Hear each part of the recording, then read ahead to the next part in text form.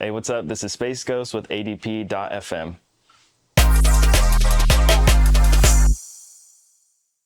DJ culture right now, I think it's as big as it's ever been.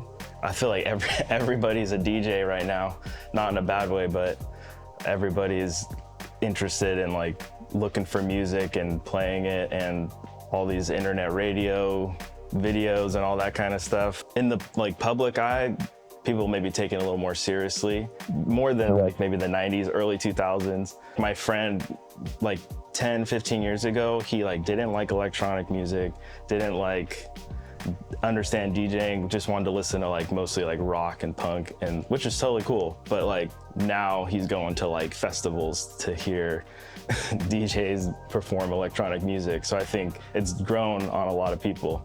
DJ culture is just getting bigger. Me and my friend Patrick, we have a night we've done a couple times where we played mostly UK street soul. And it's pretty fun to collect a bunch of music in that genre and then try to go rock 4 or 5 hours of that style of music.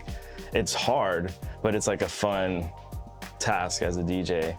But at the same time, UK street soul is super niche, especially now. And so we go try to play that for a bunch of like SF people who never even so that's a part of the challenge too, is trying to get people to dance to this specific thing rather than playing off of the crowd and seeing what they're interested in.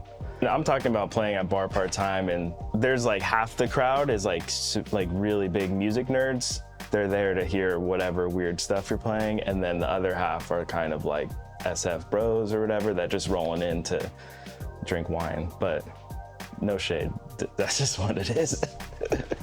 First off, I've always been musically inclined. I've always been learning different instruments and creating music even when I was a kid and in high school. And then, I mean, I've always been interested in DJing. It's one of those things. And when I was like a freshman in high school or college, that's when I started trying to produce more on my computer.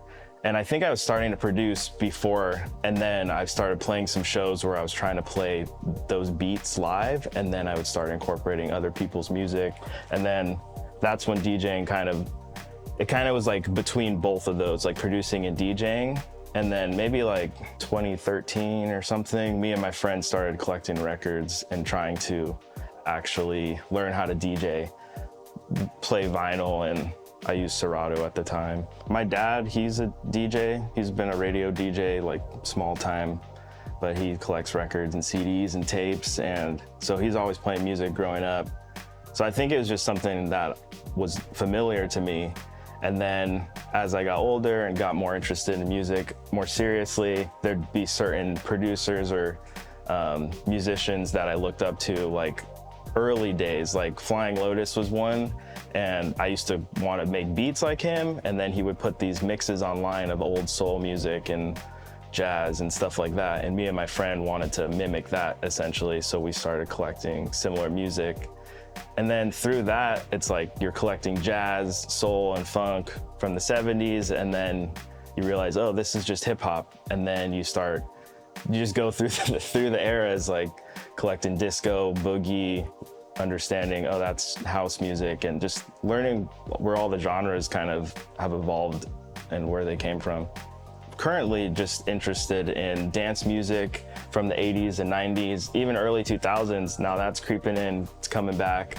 But like, I love ambient music from all the different eras, and I love dance music from all of those eras. And I kind of just listen to a lot of music from those times. Obviously, I'm listening to new music too, but I'm pretty obsessed with old music. So I listen to that a lot, and then basically just trying to understand it and recreate it as best I can. But then I think because I don't have the same technology that they had back then, perhaps, like I'm using similar synths, but I'm making it in Ableton, it just kind of comes out sounding more modern in a way. And I think that's kind of my sound, is like a modern take on old school music. I love back-to-back. It's like me and a good friend getting together. Doesn't even matter who's at the show. We're just playing music and kind of feeding off of each other. It's kind of like a game. Like you hear the couple tracks they play, and then you're like, all right, what do I got to match this, or just change the vibe, you know? It's so much fun. Maybe back in the day, I was really trying to figure out, like, it was like a mix of like, what did I like, and then also what's popular, and I had to like kind of get rid of that and just look for music that I really like, and then that's all I'm mostly gonna play. Like, go to shows, and people who are interested in the similar genres and know that I'm billed to be DJing or whatever, they'll show up and hopefully enjoy it. For instance, when I go to a show, I really like listening to dance music that I'm like having to Shazam, or like, I'm like, what is this? Like, I don't necessarily want to hear something familiar. I like the discovery aspect. So I like looking for rare stuff or hard to find tunes and DJing that kind of music, but then also sometimes incorporating a couple of well-known tunes to get people hyped at the same time. Yeah, I mean, I'm sure there's like big artists. I feel like it's obtainable. I've always wanted to work with Laraji. He's still alive and making music. He'll collaborate with anybody. He likes to just make music. That'd be pretty cool. Obviously, like Larry Heard or someone like that. Maybe some old school house heads. Yeah, there's probably some more people in that realm. Current DJs in the Bay Area, I'd probably shout out DJ Patrick. He DJs similar to me, but I remember one time him asking me if I liked Italo disco, and I was like, it's like all right to me. What do you think about Italo disco? And he said, Sudi, when it comes to music, I don't discriminate. I just thought that was hella funny. So he's always playing all kinds of stuff. My friend Songsi Sanlo, he's been throwing a lot of cool parties in SF, more like Latin themed stuff. Yeah, some of those people. When I think of remixes, I think I'm really hypocritical because I don't like a lot of remixes. A lot of tracks get replayed a lot, but then at the same time, I get really excited if I find a cheeky remix of something. It's usually like, lately I've been enjoying remixes that were put out in like the 90s or 2000s that were official like house remixes of like a popular tune or something like that. And when I find it, that DJ in me gets all excited. I'm like, dude, I can't wait to play this because people are not gonna expect this to be remixed. But like at the same time, I get annoyed when people are kind of replaying certain remixes or whatever. Or like even in samples, sometimes I think a good song is just a good song. You might not need to remix it, but it's all in context, I think. Like if you like it, you want to remix it, people are dancing to it, then that's kind of all that matters. I'll always look for Frankie Knuckle remixes. Recently, Todd Terry, I'm like, oh, all right, I gotta look for some Todd Terry stuff. David Morales. Usually, like if you see they have a remix on there, it's gonna be good. And just kind of like finessing the original song a little bit or making it more club or whatever, yeah. It's kind of like, yeah, just alternate versions. I think as opposed to like, sometimes people might remix some, like just take the vocals out of a really famous tune and just speed it up all crazy and put it over like a dubstep tune or something, I don't know. Like something silly and you're like, this just sounds silly. Like it's kind of, but I don't know, that's just what people are interested in. What's this guy? He's like a, UK garage dude. He'll remix popular songs. Like he's got a Saturday Love, which is so overplayed and like remixed and stuff, but he does it over like a UKG track and it's like banging. And you're like, okay. He's just like, he's the masterful producer.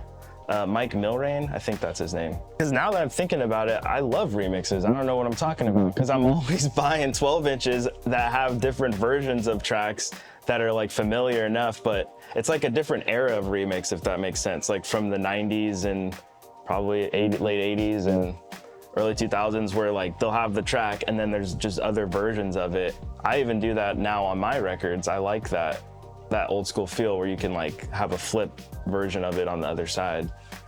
It's crazy to me because I remember watching some video interview of some house producer, but it was in the 90s, and they were talking about how they get paid like $10,000 per remix. So like people are kind of making a living off of it. And even in that, he's like, this isn't even a lot of money. Like they're just paying me 10,000 and then they're making a bunch of money off of it. And now I'm like, dude, I'd be stoked to make 10,000 bucks off of anything I make. I don't make that kind of money. I think that was their career. It's kind of like, if you look their credits up, they had like 500, remix credits. And that was them just for years, probably just making remixes to make a living, occasionally putting out their own stuff. And then they also like created a career off it where they're like, if they get paid that amount because when people see it on the record, they're like, oh, it's got a Ma remix on here, I'm gonna buy this. What makes a song perfect for me to play in a set? Honestly, like as a DJ, it's when you're digging and you like hear like the first 30 seconds and you're like, you get all giddy like it's Christmas morning or something. You're like, oh my God, I cannot wait to play this. And I don't know what that feeling is. It's like, it's just ticking all the boxes that I like. Maybe it's like in the genre I like, it's got nice chords, there's good singing. I like when I can envision that if I put it in a set and people are gonna dance, that's when I get really excited. But it's a hard emotion to capture. Like, what is that? I don't know. So yeah, my set today, I'm playing a lot of just kind of 90s house, vocal house, just deep stuff. Stuff I might play in the club, but just, yeah, some deeper stuff that's kind of rhythmic. There's good singing and yeah. Hey, what's up? This is Space Ghost with alldayplay.fm.